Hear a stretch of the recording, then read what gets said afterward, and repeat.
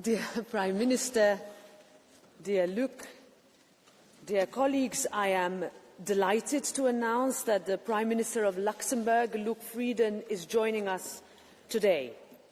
Dear Luc, welcome and thank you for accepting our invitation to address this House as part of our This is Europe debate series.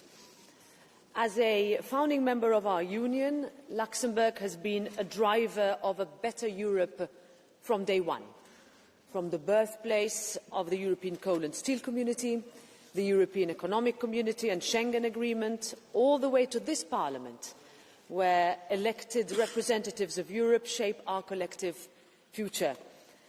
I had the honour of visiting Luxembourg last week for the accession to the throne of Son Altesse Royale le Grand-Duc Guillaume, where I was reminded once again of your country's unique identity of heritage and tradition, combined with a bold, forward-looking perspective, a true embodiment, if you will, of the European spirit situated at the heart of our continent.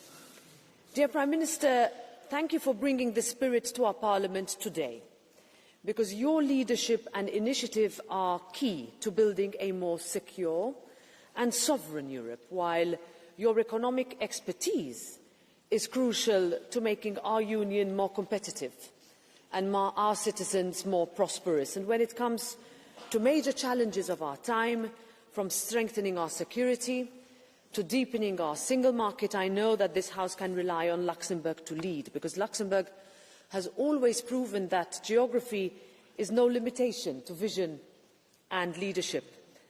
Europe needs this shared vision and ambition more than ever before.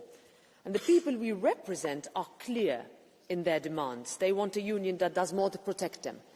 They want a union that is stronger, that is safer, that is fairer and more united, that acts decisively on the issues that make their lives better and less complicated.